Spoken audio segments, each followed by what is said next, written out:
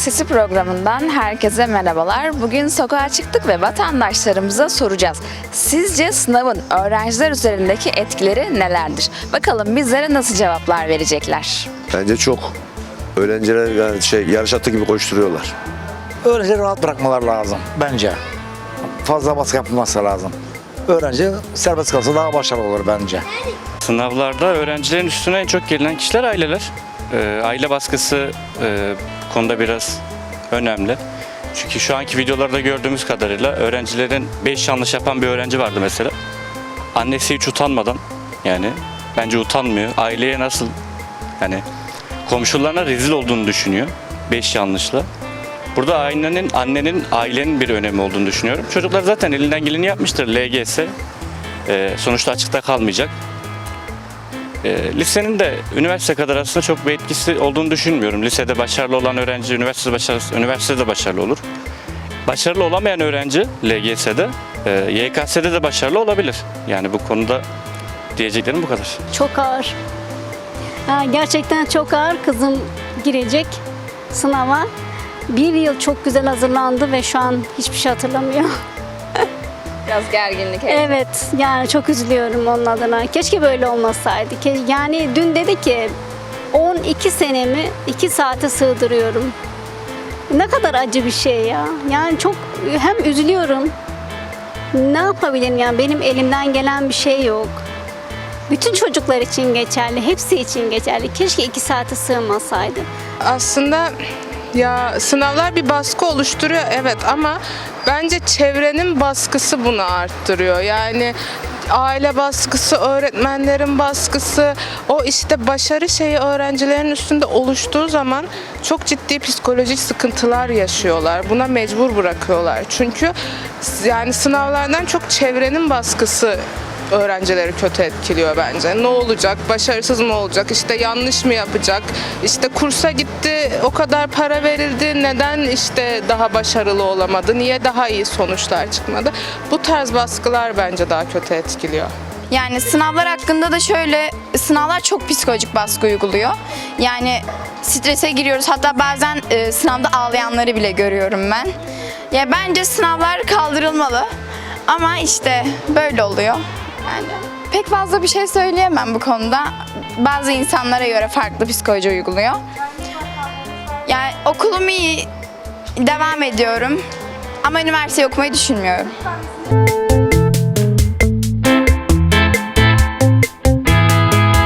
Ya vallahi öğrenciler at yarışı gibi oldu hepsi. Ama bu da gerekli. Strese giriyorlar, aşırı strese giriyorlar. Ama olması gereken bir şey, yani sınavda iyi bir şey ama başarısız olduğu zaman hayatın sonu değil yani. Hayat devam ediyor. İşte tamamen her şeyde hayatın düzenini sınava bağlamamak lazım.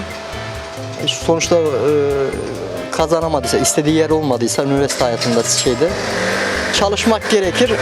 Bence çok aşırısı da zarardır. Yani insanlar, gençler, özellikle öğrenciler tamamen o moda giriyor. Bu da çok aşırısı kendi psikolojisine, hayatına zarar verir. İşte onun bir orta yolunu bulmak gerekiyor yani. Öğrenciler gelecekler hakkında ne olduklarını bilmedikleri için sadece rüzgara kapılmış, dalgalara kapılmış yaprak misali uçuyorlar. Sınavlar ölçüt olarak kullanılıyor aslında. Herkesin çalışma, zeka seviyesini belirliyor aslında. Yani ama strese de sokuyor öğrencileri. Keşke sınavlar olmasa, insanlar yetenekleriyle olan bir işte herkes sevdiği mesleği yapabilse. Başarılı olduğu alanlarda, ne bileyim müzikte, sanatta belki olabilirler, başarı sağlayabilirler. Bir kere var, yani sınav tabii ki çok önemli. Öğrencilerin yani hangi öğrencinin hak edebileceği ile ilgili mutlaka bir hak ediş programı, yani çalışan, emek veren, bu konuda konsantre olan, idealleri olan, gayreti olan ve umutları olan insanların olmayanlarla kıyaslanabilmesi için çok gerekli bir durum. Ama bu nasıl bir etki bırakıyor? Etki bırakır tabii, yani çalışanlar için, hedefleri, gayeleri olan için, istedikleri şeyleri kendilerine gerçekten sorumluluk edinenler için çok bir etki bırakacağını sanmıyorum. Bu zamanın gençleri yani hiç bir baskı yok bence. Sınava girip çıkıyorlar. Başka da bir şey yapmıyorlar. Aile baskısı. Yok bence. Ya sınavın olması şart zaten. Sınavsız herhangi bir şey olmaz. Bunun sınavın kalkması için en az bir 20 yıllık bir süreç lazım.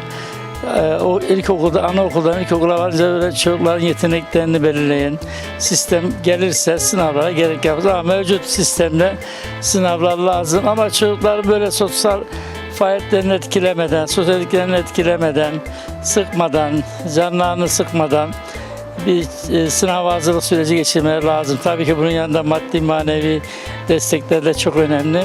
Çocukların sınava kafa rahat bir şekilde girmesini sağlamak hem ailelerin hem eğitim çevrelerinin görevidir yani. Baskı oluyor çok fazla. Yani aile çok fazla baskı göstermeyip kendi şeyini bırakırsa daha iyi olur bence. Senin üzerinde baskı var mı? Çok sapmak olmasın da ben üniversite okuyorum Eskişehir'de. YKS'ye gireceğim zamanlarda ben o kadar stres yapıyordum ki işte psikoloğa falan gittim, psikiyatriste gittim yine bir şey olmadı. Yani bence etkiliyor. Ya tabii ki de baskı, efendime söyleyeyim, yani stres başka şey değil. Ama nasıl çalışana stres değil ama çalışmayana stres.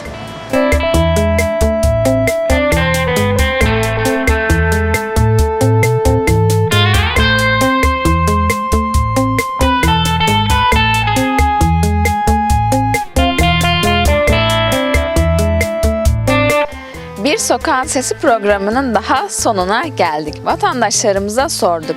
Sizce sınavlar öğrenciler üzerine nasıl bir psikolojik etki bırakıyor? Birbirinden farklı cevap aldık. Bir sonraki Sokağın Sesi programında görüşmek üzere.